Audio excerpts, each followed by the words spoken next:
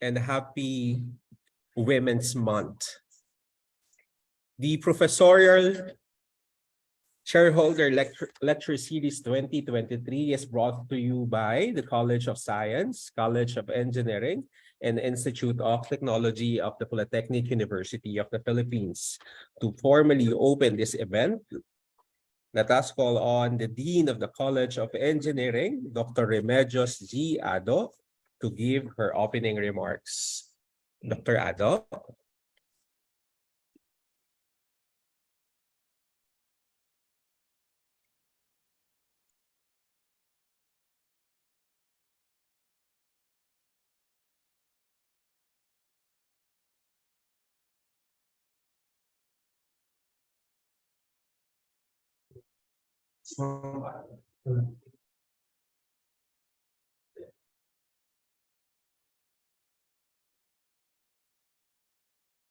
Thank you, Engineer Tubola.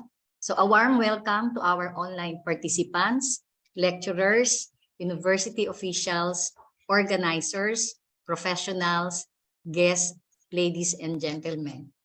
We are very fortunate to see everyone again in this lecture series. People who play an important role in our society, someone that always uphold for good morals and act as an inspiration to everyone, to be able to innovate and develop research in their respective field of specialization. The PCLHS started during the pandemic year in 2020, and the first lecturer is Dr. Uy. As of now, we were able to run approximately 40 lecture series. And this is the first lecture series for year 2023.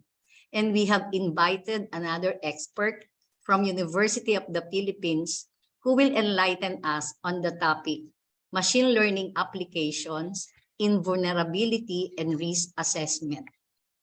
May I also be allowed to share this one of the famous quote from Albert Einstein. Learn from yesterday, live for today, hope for tomorrow. The important thing is not to stop questioning. And a happy man is too satisfied with the present to dwell too much on the future. And let me share with you also the meaning of the acronym PCHLS that we prepared. Okay. So, acronym for us, and siguro sa dati na namin mga kasama, this is the Professional Chairholder Lecture Series. This is one of the catalysts that help us become updated with the current trends because of its high-quality organizers, participants, and top-caliber professional lecturers. It also enlightens our day-to-day activities and produce a satisfying outcomes with our duties and responsibilities and set our knowledge and imagination into reality. So may we also extend our gratitude to all of you, those who are watching us via FB Live and with us here in this platform, for finding time to be with us today, despite of your hectic schedule. Please sit down and relax while we listen attentively to our professional lecturer. Again, welcome to PCHLS 2023. Welcome to our Sintang Paaralan and Mabuhay.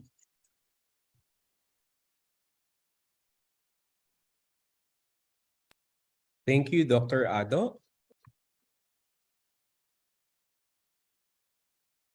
Before we proceed with our lecture, let us first be reminded with the virtual conference guidelines.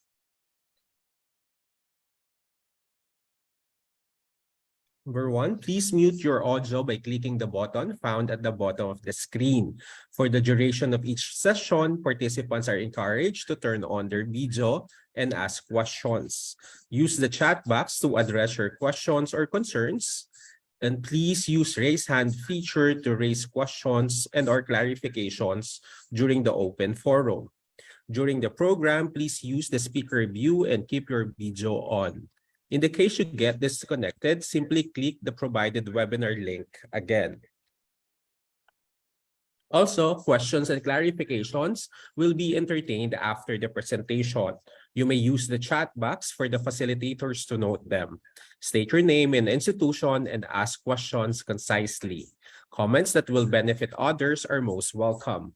Provide feedback. Help us improve our online events to better understand your needs and preferences. For our registered participants who are on Facebook, make sure that you have answered the survey feedback to ensure that you will receive an e-certificate. And whenever disconnected in the Zoom meeting, please log in again using the link, or you may join us at facebook.com/PUP Alumni Official. It is my honor and privilege to introduce our professorial chairholder for today. Our professorial chairholder is a graduate of Bachelor of Science in Civil Engineering, cum laude, from the University of the Philippines, Diliman, wherein he was awarded the most outstanding civil engineering students in 2008 by the Philippine Institute of Civil Engineers. He was also conferred the Garrick Yao Memorial Award for service in 2009 for embodying the values of service and academic excellence. He also took his Master of Science in Civil Engineering, major in structural, at University of the Philippines, Diliman, wherein he developed a framework and tool for the assessment of fire risks in buildings. He took his Doctor of Philosophy in Civil Engineering from the University of Auckland, New Zealand, wherein he studied the effect of building regulations in developing a post-disaster housing stock resilient to the effect of disasters, with case studies in Fiji and the Philippines. He is also the PhD Leadership Award recipient. He is a registered civil engineer by the Professional Regulation Commission, top 6 during the November 2009 Civil Engineering Licensure Exam with a 95.45% overall rating and a perfect score in structural engineering. Among his international awards and achievements are he is a winner in the Habitat for Humanity Challenge, increasing resilience to earthquakes and typhoons for homes with no foundations, and champion in IDEERS Shaking Table Competition in Taipei, Taiwan. He is currently an associate professor of the UP Institute of Civil Engineering, wherein he is the head of Construction Engineering and Management Group of the UP Institute of Civil Engineering. He also leads the development of a master's program in construction engineering and management. He led an academy-industry collaboration on the co-development and offering of a course in sustainable construction with Holcim Philippines Incorporated. The course is now regularly offered as an undergraduate elective for engineering students. He spearheaded the redesign of the civil engineering undergraduate capstone course as a service learning course in partnership with civil society organizations.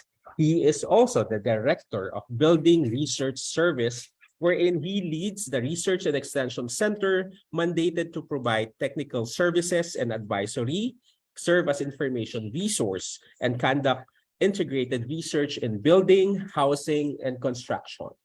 He conceptualized and launched a monthly webinar series that began in July 2022 with a two-pronged aim of advancing the advocacy of safe, resilient, and sustainable buildings and providing a venue for continued professional education for Filipino engineers.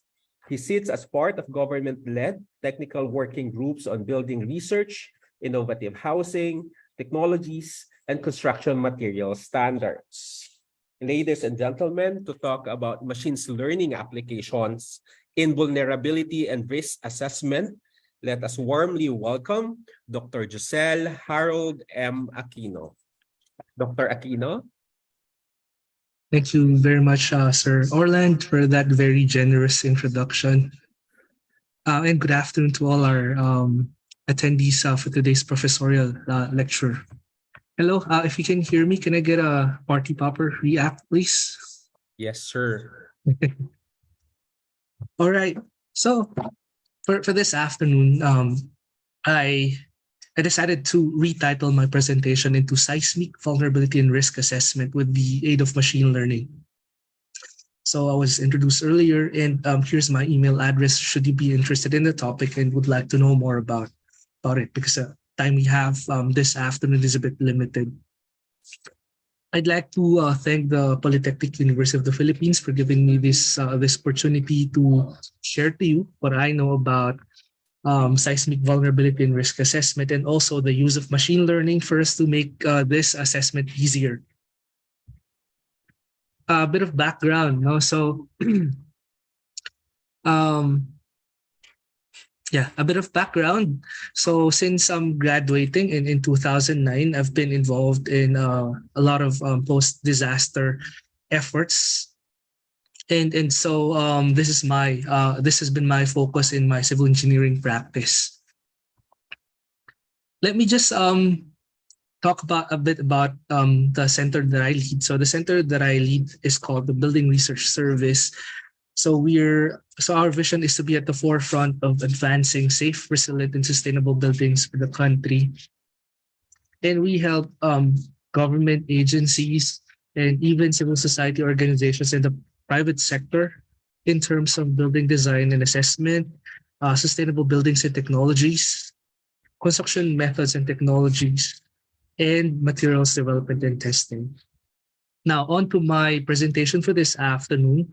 So we will discuss in two parts. So the first part is about seismic risk evaluation, and the latter part is how can we use, or addresses the question, how can we use machine learning in seismic risk evaluation? So in 2003, JICA and MMDA had a study called Metro Manila Earthquake Impact Reduction, or the MMIR study. And here's what I found out. So the earthquake scenario with the highest potential impact to Metro Manila is the West Valley Fault, which is capable of generating a 7.2 magnitude earthquake. In that event, as you can see here, much of Metro Manila, the central part, would experience a high intensity H shaking, whereas those cities with sedimentary deposits and those in the Marikina River basin and those near the coast would likely experience a higher intensity at intensity 9. Now, this is expected to result in 52,000 casualties, both direct and indirect. So this is a combination of those likely to be killed as a result of getting stuck in building and buried in rubbles, and also due to fires that may arise from the earthquake. This is also expected to result in 114,000 injuries approximately, and 3.15 million are expected to be internally displaced. And as I mentioned, MMDA, FIVOX, and JICA conducted the study in 2003. It's been 20 years since the study, so we expect the numbers to be a bit higher if nothing is done to reduce the risk. However, earthquakes do not really kill people. No, it's vulnerable buildings that do kill people. Even in the event of a very strong shaking, the worst that could happen to you is probably to tumble over. It's a very seldom, it's a very rare occasion. There's a very rare chance that you'd get swallowed in a fault line.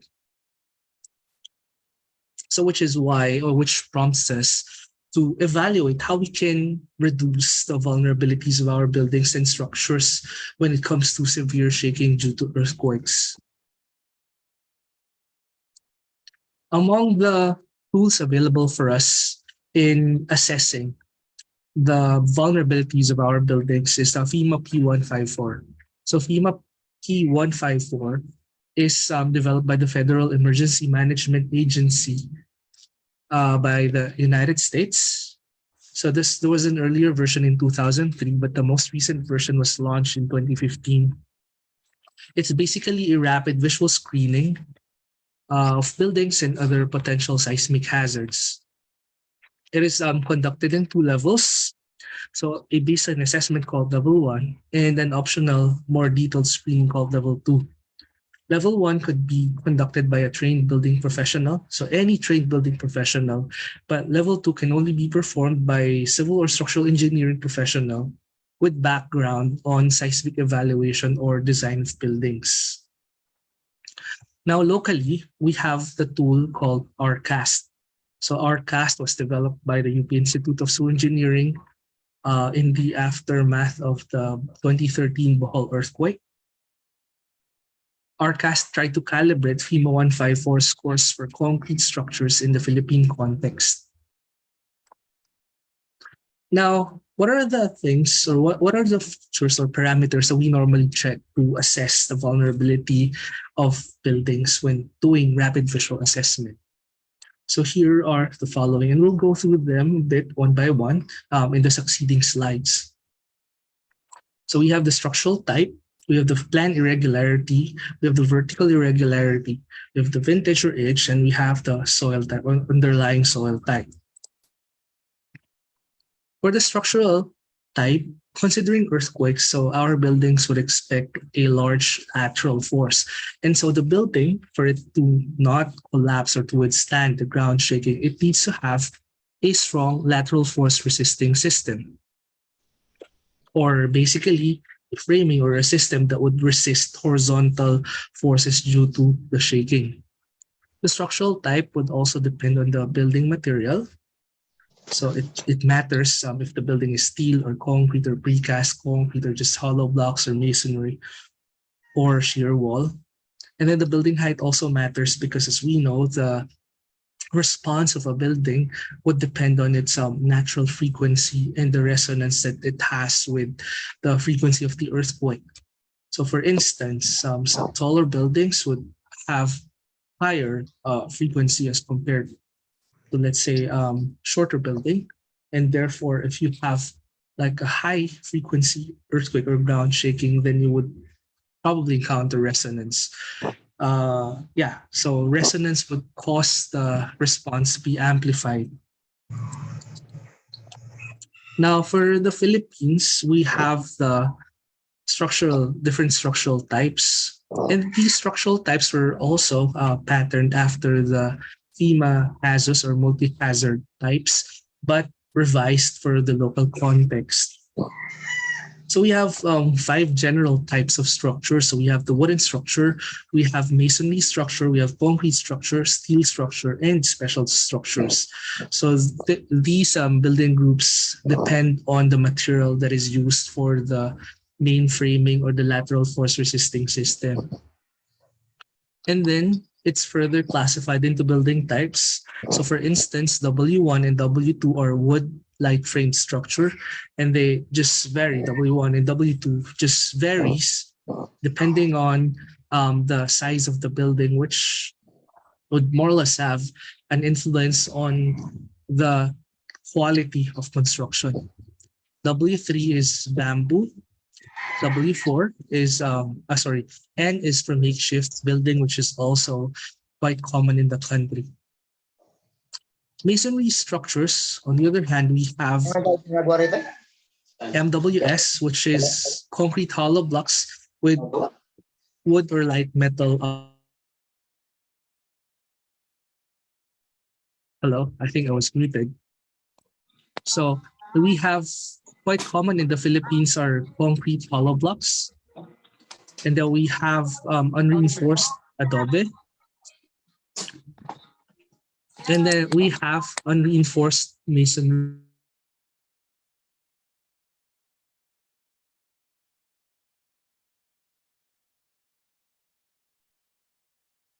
Okay, so unreinforced adobe or unreinforced masonry are typical for like old churches.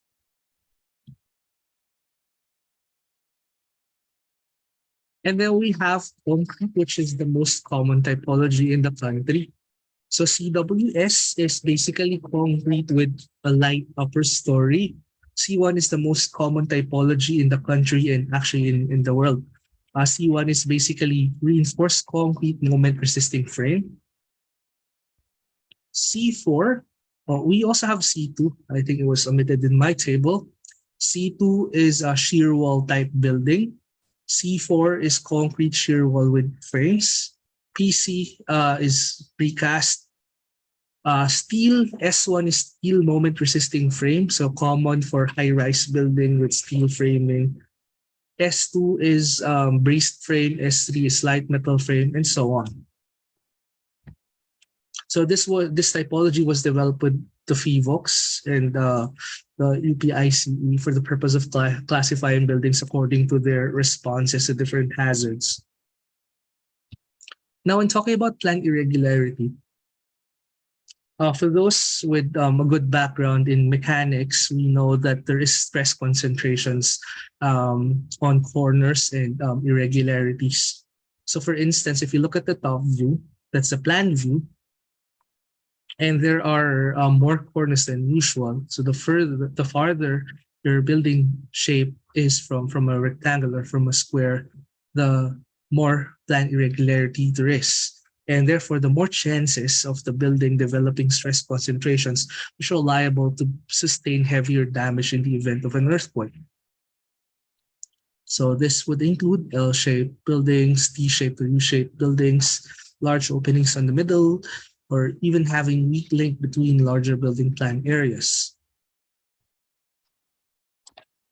And then we have the vertical irregularity. So both FEMA 154 and ArcCast looks at vertical irregularity. So among vertical irregularities would include sloping site because, as you know, if the building doesn't lie on flat ground, then you would expect asymmetry in the design of the structure. Vertical irregularity would also include cripple wall. It would also include unoccupied space over a garage, because the absence of wall there would tend to decrease the stiffness of the adjacent columns. And then common are soft stories. Soft stories are basically when we have stories that are less stiff than other stories. So this happens when we have, say, a lot of opening for the ground floor, which is common for malls and hotels.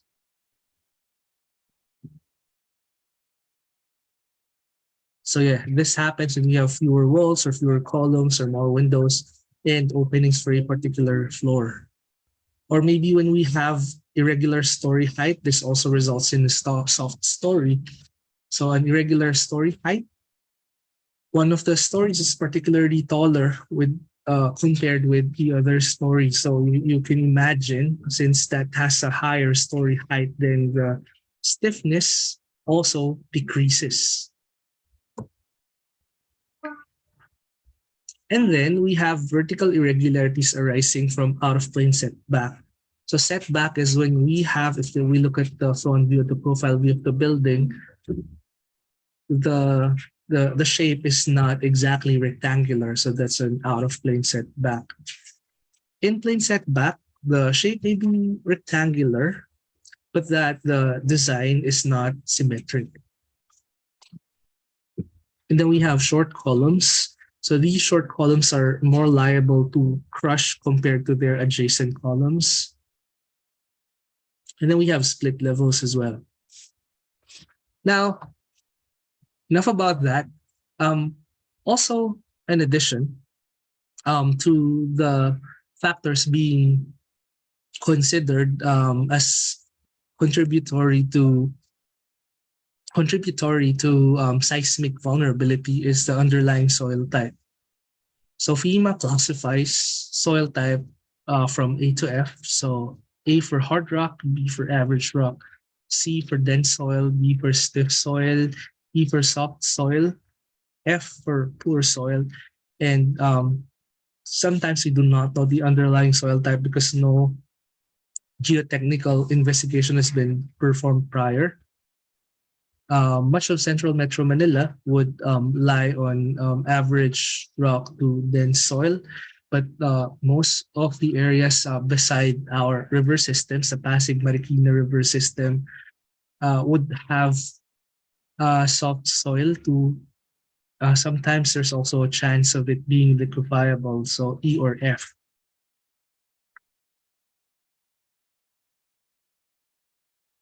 Now, this vulnerability, of course, is pitted against the probability of a hazard happening.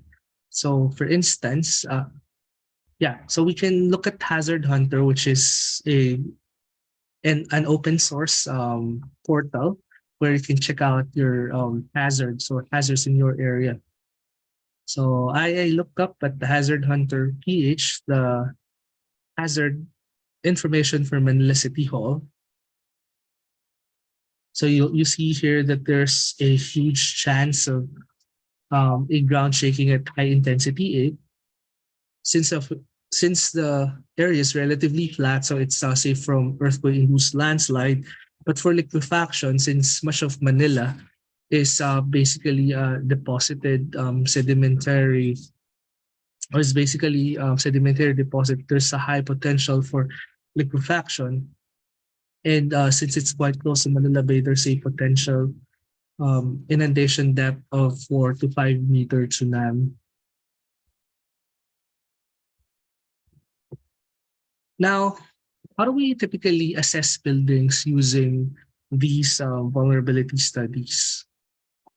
So normally, or in the past, we do a street survey. We fill out the form with those information that we discussed previously.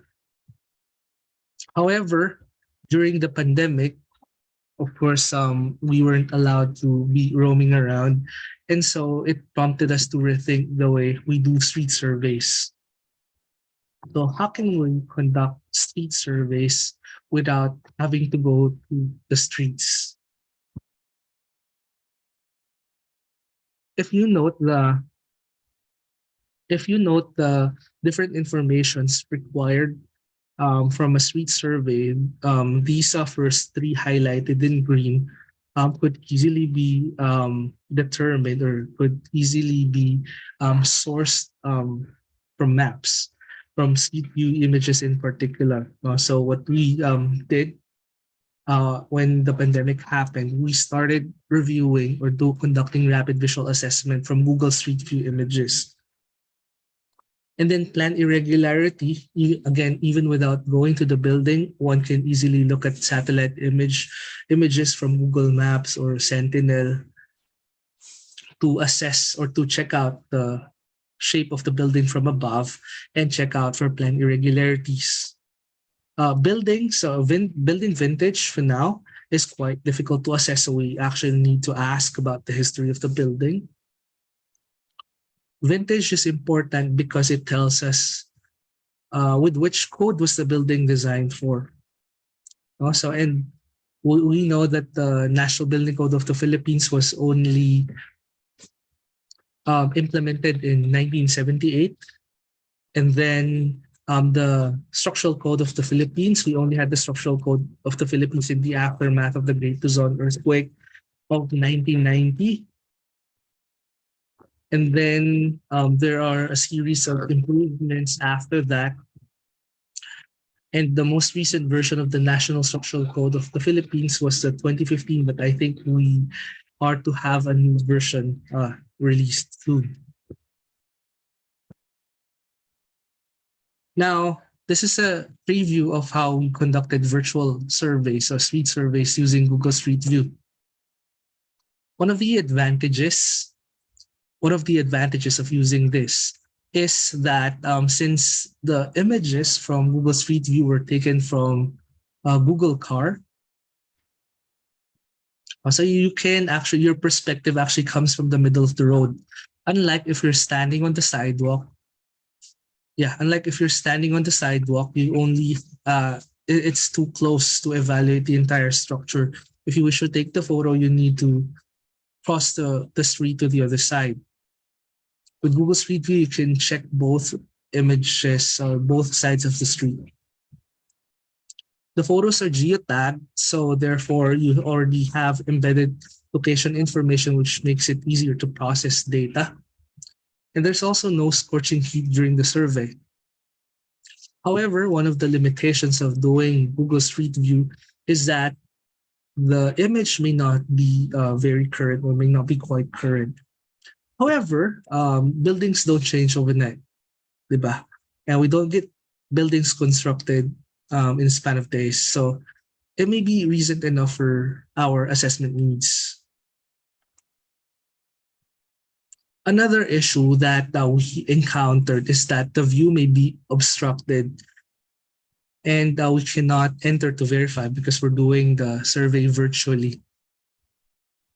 This is quite a common problem in the Philippines as compared to other countries because in the Philippines we're so fond of walls, unlike in other countries, you would almost always get an unobstructed view of the building from the street.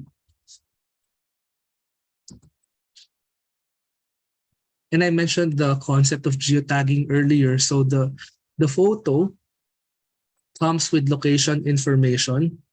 And so if we have the location information, it will also be easier to combine that with other geospatially obtained information. For instance, hazards in the area. So we can easily overlay the building information on a flood map or a tsunami map or an earthquake risk or earthquake hazard map.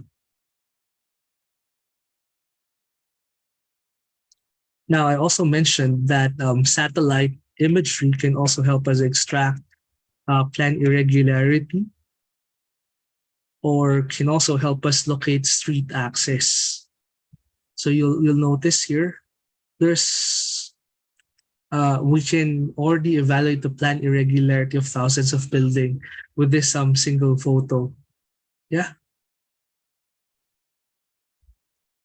Let me give you a bit of example. So, for instance, this photo from earlier is the Baseco Health Center. So it's approximately 12.1 kilometers from the West Valley Fault.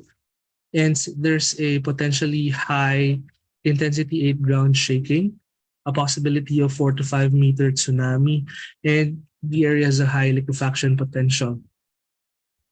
Flooding can reach up to 0.5 meters for a 25-year return period, and it's storm surge prone with height of 1 to 4 meters.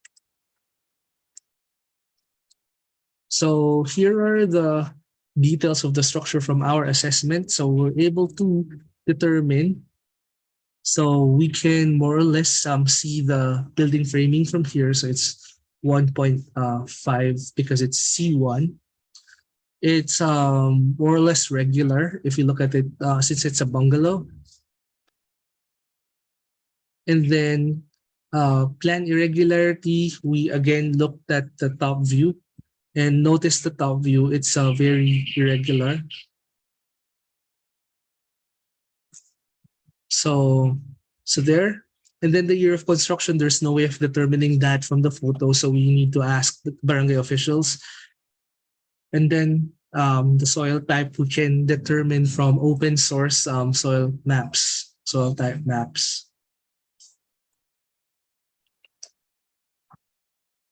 Now, there's so many buildings to assess, particularly in Metro Manila, which is home to now close to 15 million residents.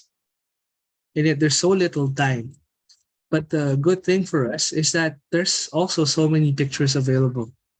Yeah, if you look at Google Street View, you'll get a lot of photos already. If you scour through news articles, you'll also get a lot of photos. If you scour through social media, you also get a lot of photos.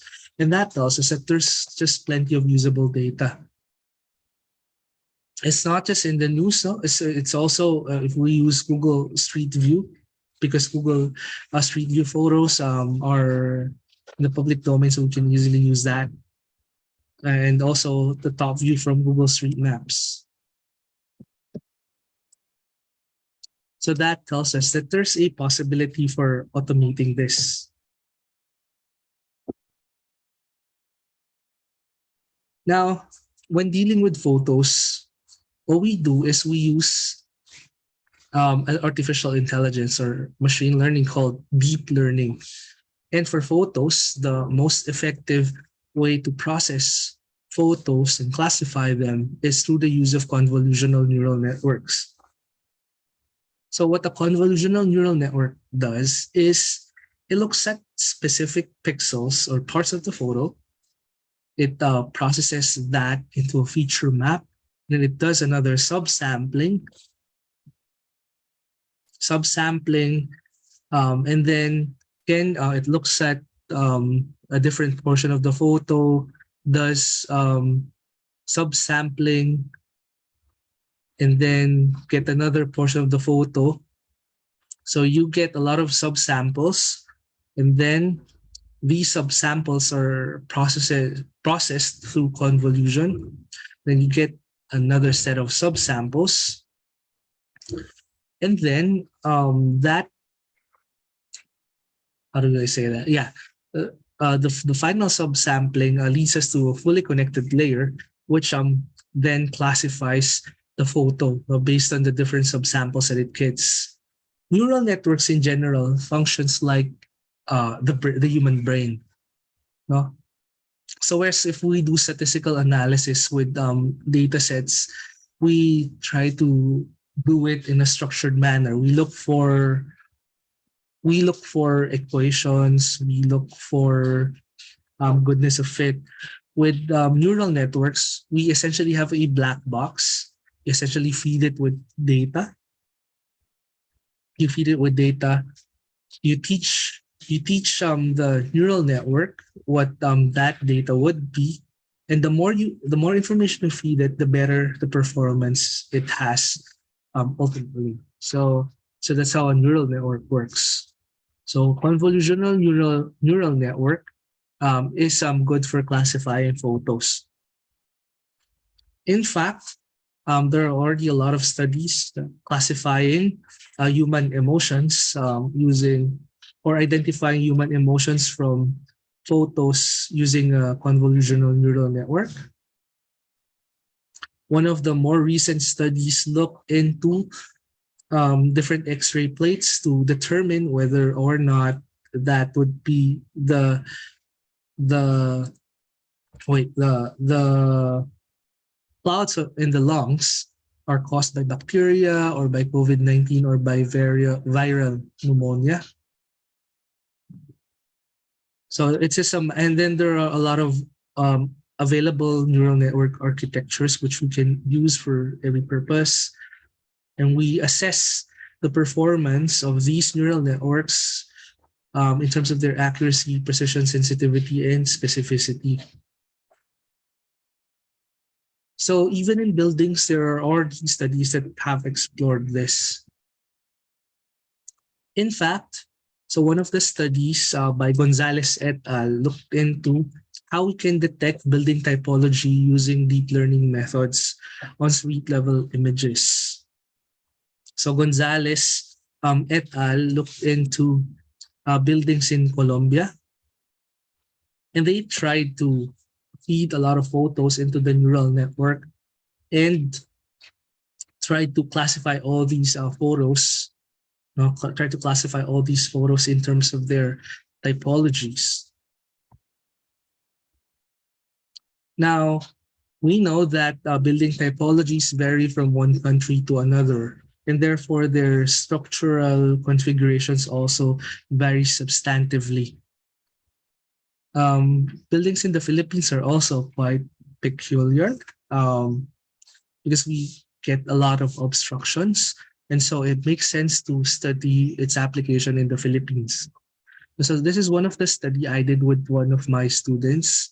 So he tried to identify the presence of setbacks, vertical setbacks, and we also tried the neural network for the neural network to count the number of stories a building has. So this study was conducted with Elizar Miguel Alegre, and then we tried to collect image data of buildings from Google Street View. And we had a total of 1,850 photos after screening. So screening, we need to screen the photo because many photos were usable because of obstructions. Now, it was implemented using MATLab's deep learning toolbox. So MATLab already has a toolbox that's useful for deep learning, including convolutional neural networks. You can also program, you can also do a CNN algorithm with Python or other programming language. So the photo needs to be pre-processed and partitioned. So part of the photo will be used for training. As I told you, convolutional neural network works like the human brain. So the more you train it, the better it gets. So we need a lot of photos to train it with so that it gets better at identifying. So we used 70% of the photo for training and 30% of the photo for testing and validation. And then we used a MATLAB code to randomly partition. And then we needed to do data augmentation so that we can make the neural network more robust. So we applied geometric transformation to the images we got from Google Street View, including mirroring, rotations, shear transformation, cropping a small part of the image, or applying Gaussian blur. So this also helps the neural network get better at detecting the features. So we patterned this after a study by Lee et al. And by Gonzalez et al. The network architecture that we chose, so there, as I mentioned earlier, there are already a lot of neural CNN architectures available. So there's VGG16 and other VGGs. There's Inception V3, exception. There's AlexNet and there's ResNet 50. For the study by Gonzalez et al., they already compared these different architectures for buildings in Medellin, Colombia, and they found that ResNet 50 has the best performance. And so for this pilot study, we used ResNet 50, but actually it would also make sense to try compare the different architectures for the Philippine building stock, because there's also a chance that we might get a different conclusion than Gonzalez et al. Now, how do we measure the performance of CNNs? So, of course, like a human brain, it also there's also just the chance of it committing mistakes. So we have true positives if the CNN is able to identify correctly its type. We have false positives, we have false negatives, and we have true negatives. And this works for binary classification. Precision is measured as the ratio of true positive over true positive plus false positive. Recall is the ratio of true positive over true positive and false negative. And then F1 score is basically a complex, not complex, but a composite performance indicator. So it's a 2 times true positive divided by 2 true positive plus false positive plus false negative. So we typically use F1 score in determining the overall performance of the neural network. So hyperparameters are basically the factors, not factors, but settings that you tweak, and the different hyperparameters contribute to the efficiency of your neural network. So we vary the learning rate, the iterations, the epochs, batch sizes, learn rate, drop factor, the momentum, and the L2 regularization. And we tried 40 training sessions for the classification according to the number of stories and for classification as to whether or not there'll be offsets. Now, these are our initial observations. So there are building types that significantly contribute to inaccurate classifications. So for instance, if you look at churches, even an experienced, well, I'm not saying Yeah. So yeah, with churches, we note that they can be quite high, or the stories can be a lot taller than the typical building story. It may also be there may also be a lot of split levels and mezzanines in old churches, and so during our earlier runs, churches are liable to be misclassified by the neural network or by the CNN model that we had. High-rise building is also an issue because if we get their photos from Google Street View, you see the details as you go towards the higher stories are almost already irrecognizable. So this is because of the worm view effect. Imagine you're looking at the topmost story of the building. It's already difficult to look at the details on the higher stories. All right. And then we also have a proliferation of makeshift structure. And these makeshift structures are also quite difficult to classify because we get a lot of obstructions. We get a lot of regular shapes that seem to yeah, regular shapes that seem to obscure or to make it difficult for the CNN to classify it. So when we remove these structures in subsequent runs, there is substantial improvement in the network performance. So maybe among the future studies that we can work on for those who want to work on this space, and I'd be happy to discuss how we can go about it, is to how we can make the existing neural networks, or can we tweak the neural networks to be applicable for these types of structures. Now, confusion matrix is basically counts, yeah, how much or how well um, the neural network is able to classify different buildings. So you'll see, for instance, it correctly classified a one-story building, 51 one-story building, and got it wrong for like 3 of the buildings. So yeah, similarly for 2 stories, it correctly classified 62 of them, incorrectly classified 3 and 2, and so on. But as you go towards taller buildings, you notice that it gets quite confused. Now, for a 7-story building, it's only able to correctly classify 23 of the buildings, incorrectly classified 11 of them as 6 stories, even classified 3 of them as 5 stories, and classified one of the 7-story building as a 3-story building. Yeah. So if you look at the performance metrics of the building, so it has a higher accuracy for it has a better performance for lower rise compared to sorry about that, 6-story building has the least performance for now. Now we investigated what features help the CNN in classifying.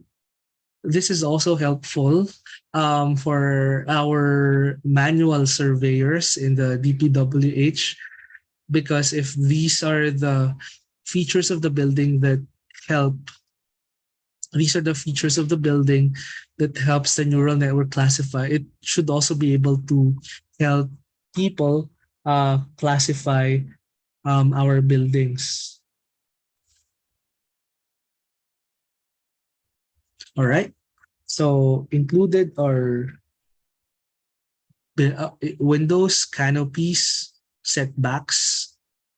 So these features help the building count the number of stories.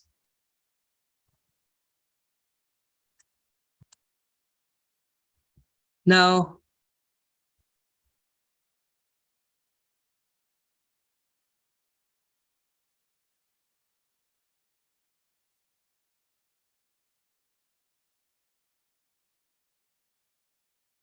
Now, so classification according to presence of out of plane setback. So this is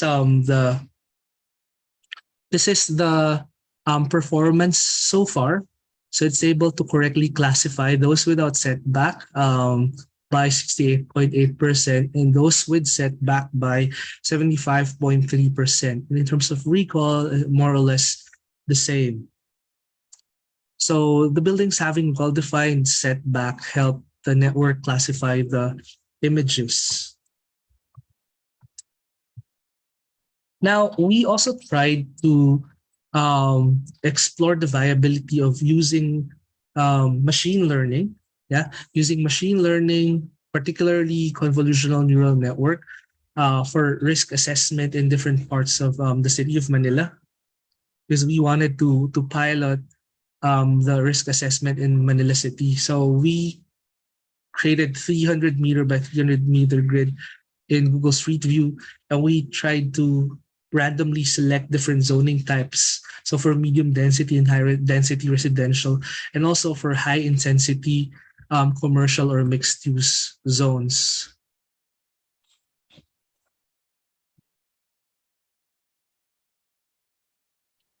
All right. So yeah, so for higher density residential zone, we investigated the usefulness of our machine learning algorithm for Baseco compound. So that's the area that was randomly selected. And so it's you see there is no Google Street View photo for most of the structures there. For Sampaloc, approximately approximately half of the structures would have Google Street View photos. And then we have for Tondo. So you see also approximately half only of the structure would be in Google Street View. And then in Paco, we get more luck.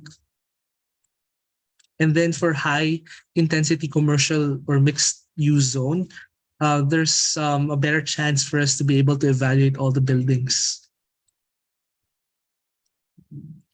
So you see in Binondo, almost all the buildings are visible in Google Street View. So we only have to do a manual check of the other buildings that are not visible from the street.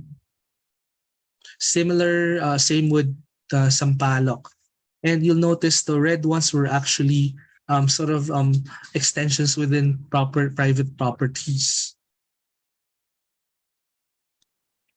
You see, if we're going to evaluate the viability in terms of the different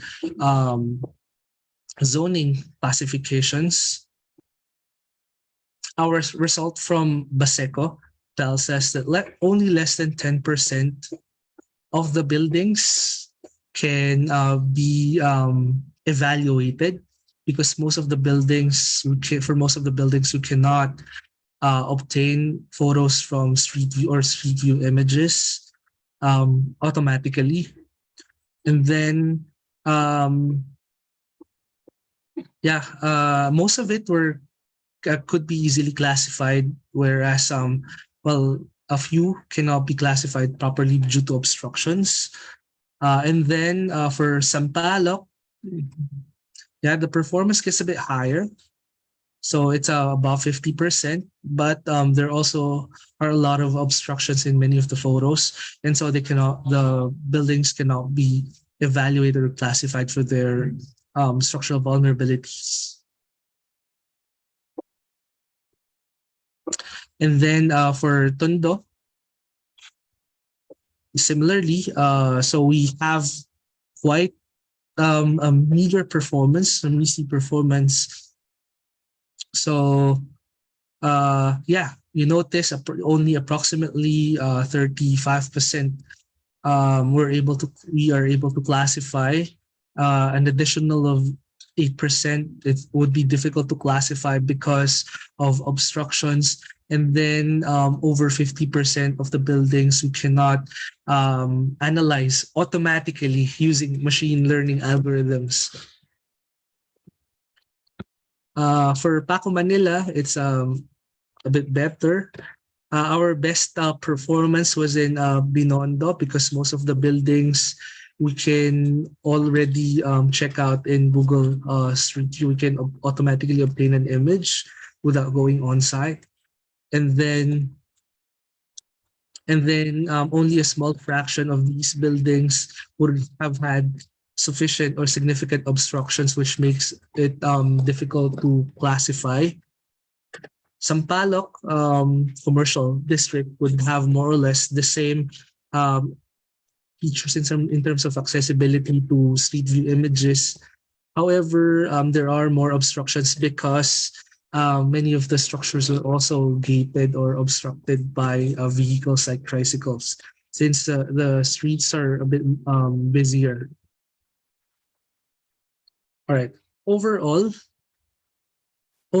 if we try to extrapolate this for the city of Manila, we probably could get approximately around 50% chance, or we can evaluate of up to 50% of the structures in Manila from Google Street View alone. So that's quite a good number, considering that that would probably reduce our manual work to half.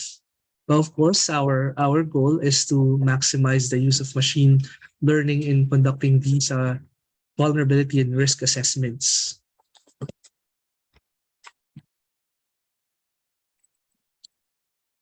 All right.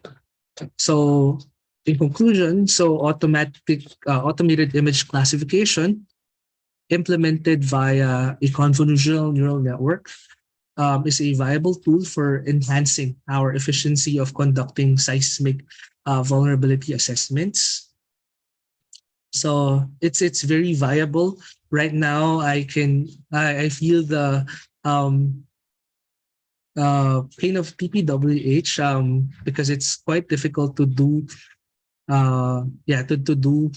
these vulnerability screenings, and yet the building properties also change over time. The F values of at least we were able to obtain through the optimization. Yeah, we were able to optimize the neural network with the performance of up to at least 84% for classifying low-rise buildings by number of stories, and the baseline precision for identifying the presence of out-of-plane setback is currently at 68.8%. So the performance, of course, could still be improved. So with increased training data, so hopefully we can get we're actually already getting more data to train our neural network with.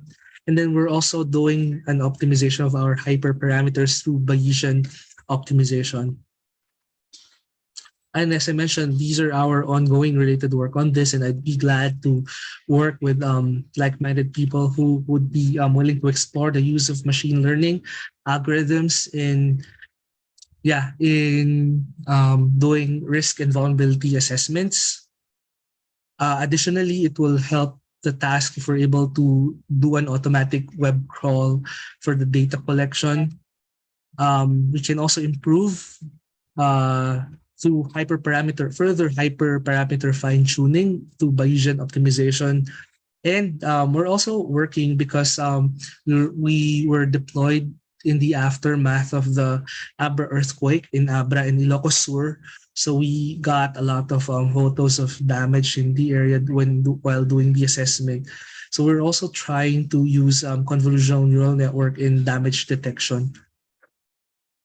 Yeah, so that's basically my presentation.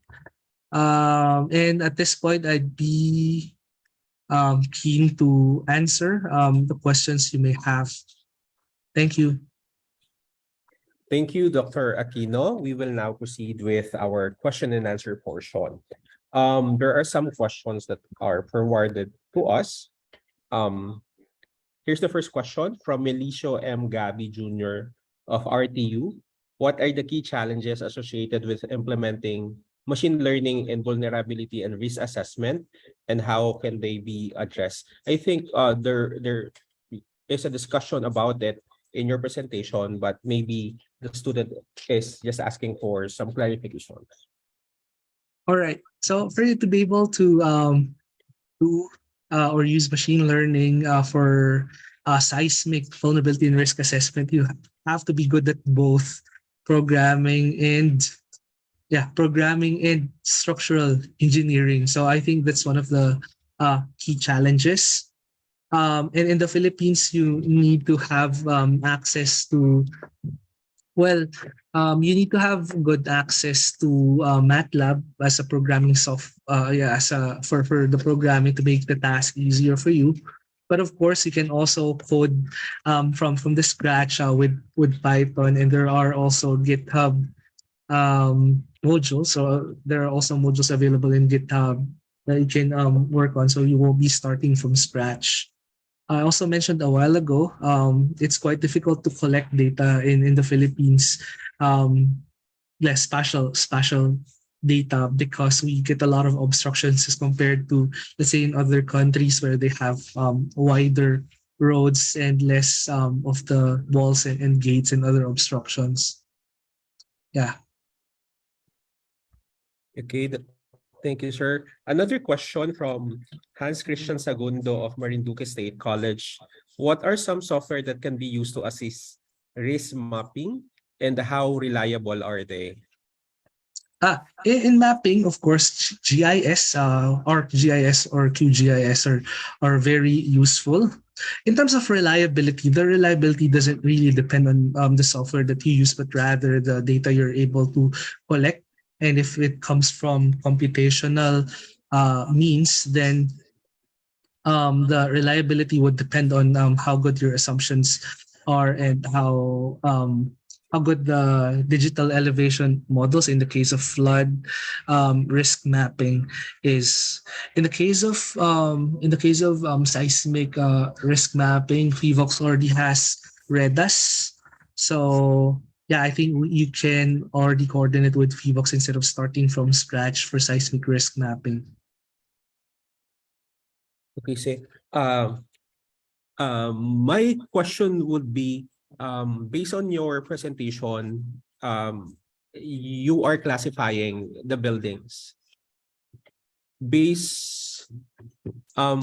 My question would be, what is the next step in order for us to know the recent vulnerabilities of the buildings that was classified?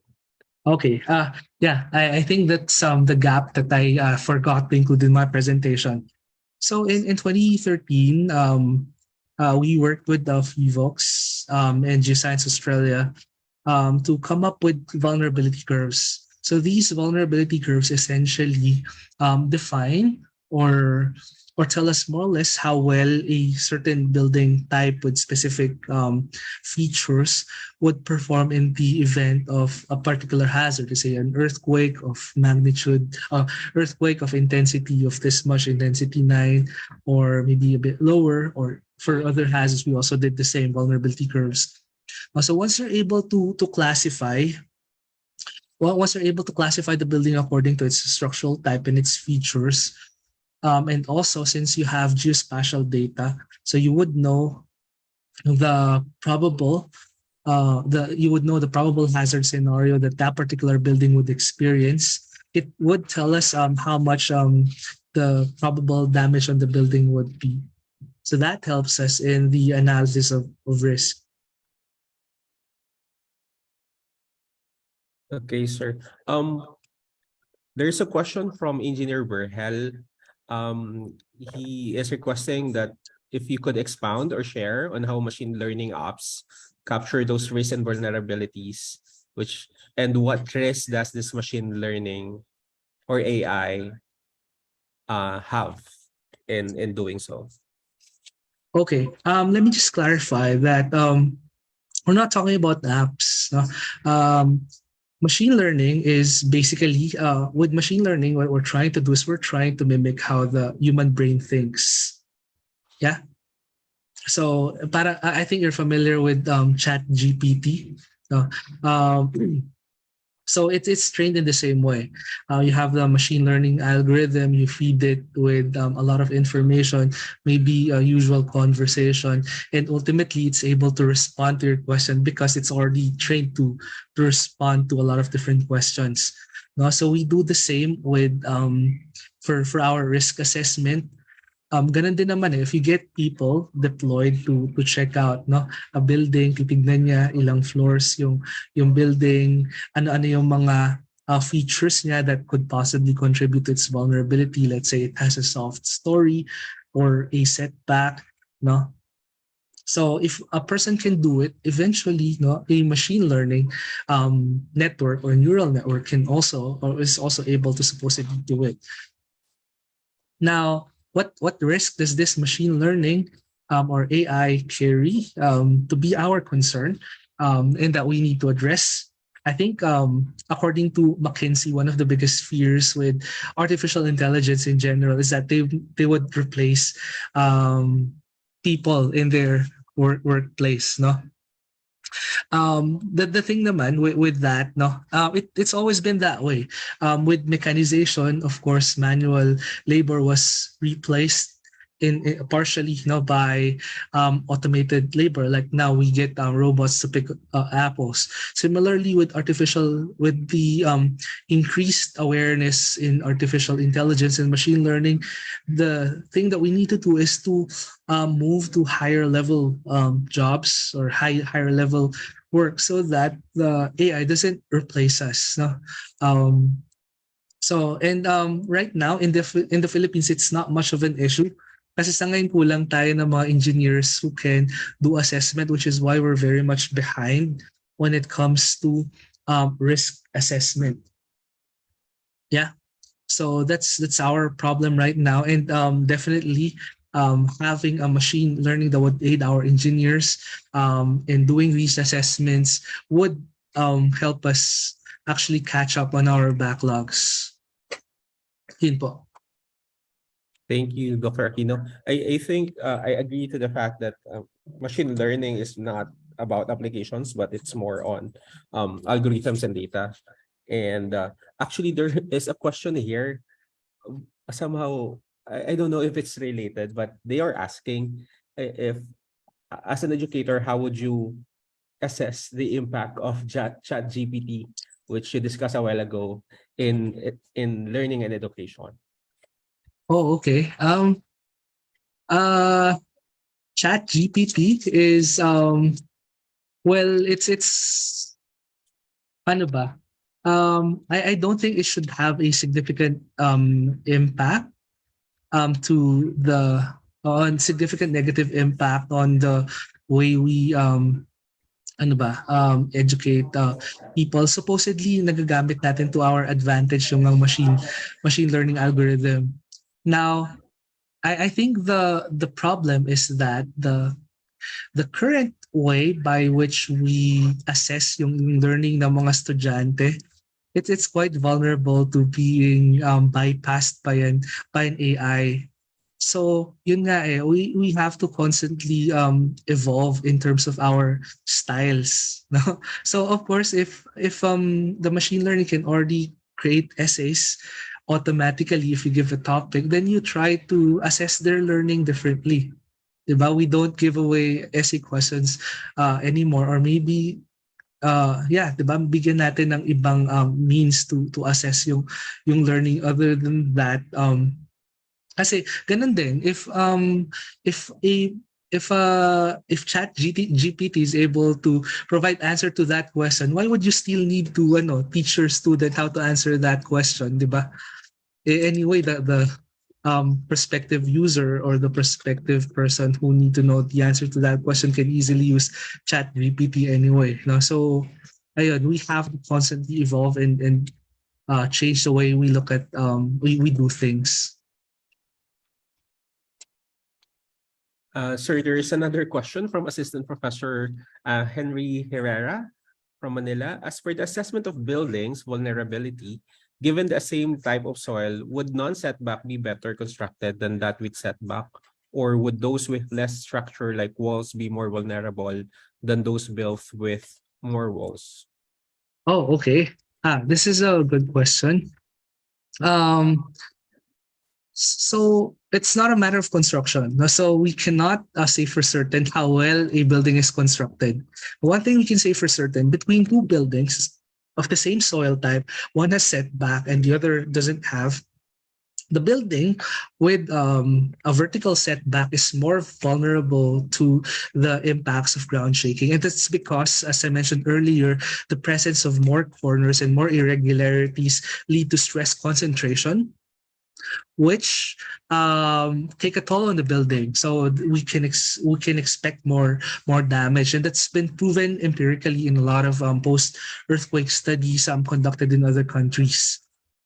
And similarly, those structures with less walls. So I think you're talking here about soft stories. Now, some structures have less walls and instead would have glass curtain at the ground floor. Yes, they're more vulnerable than those built with like walls on the ground story. And I've seen firsthand no, in the aftermath of the Bohol earthquake. Uso kasi sa, I think, medyo marami akong nakita na yung ground story is kept open so that they can have a big open space there. Tapos may mga manok din sa ilalim, ganyan. And it's a concrete structure. And these are the structures that we see actually pancake. Ibig sabihin nawala yung ground story, totally bumaba yung supposed na second story siya na ngayon yung ground story. No? So, soft stories and setbacks are or cause vulnerability or contribute to the vulnerability of a structure. Okay, thank you, Dr. Aquino. That's, I think, is our last question, and that ends our question and answer portion. May we now call on the Assistant Vice President for Student Affairs and Services and Chairman of the PCHLS 2023, Engineer Florinda H. Oquindo, to award the certificate.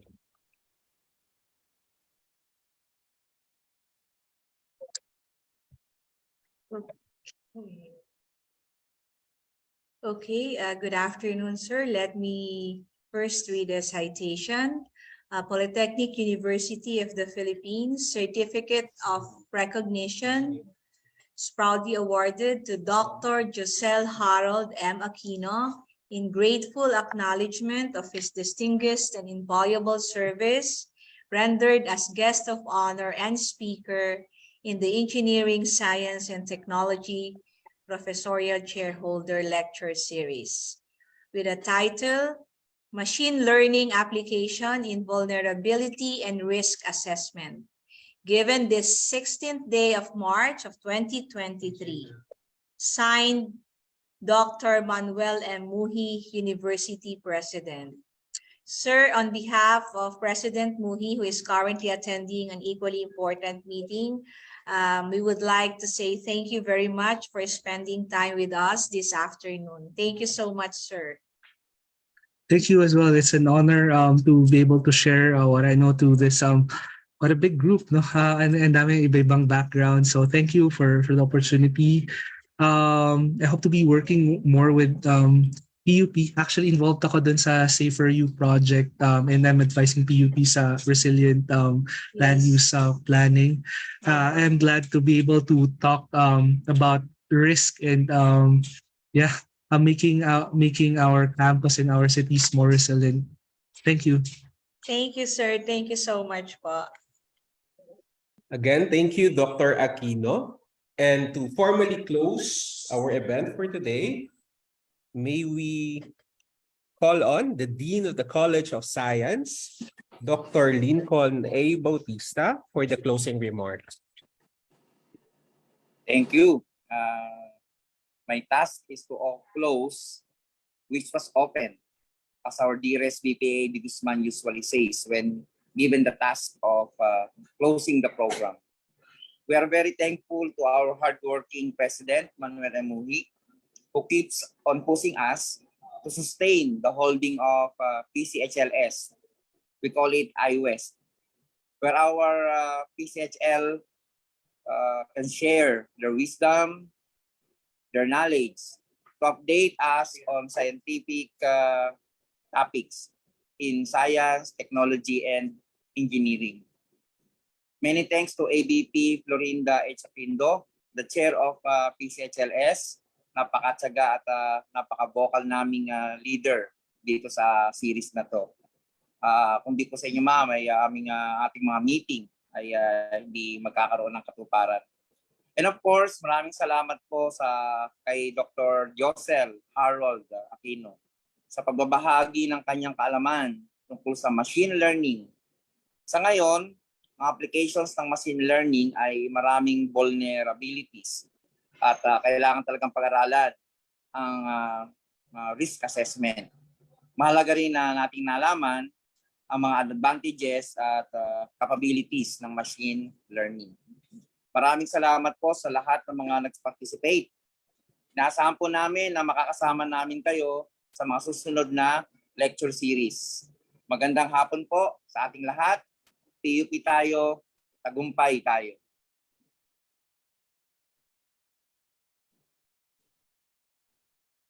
Maraming salamat po, Dean. And again, thank you, Dr. Giselle Harold M. Aquino, for sharing your expertise today. Please stand by for the PUP hymn.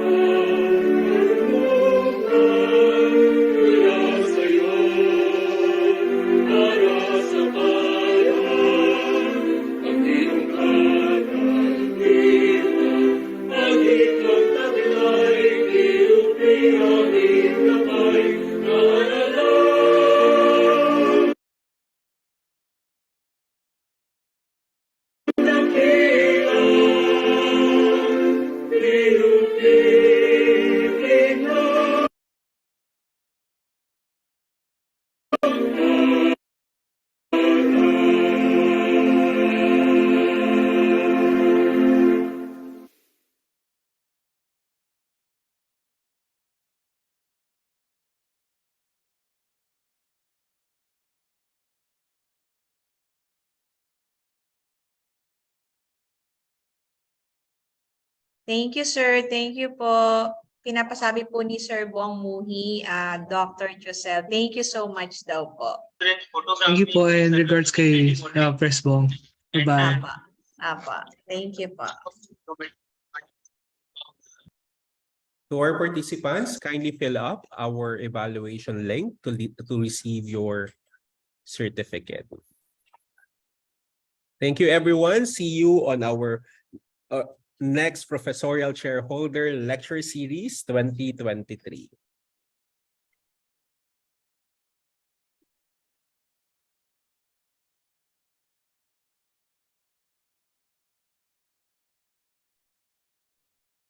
To our participants, kindly open your camera for the photo. Di mo sinabing may picture tayo.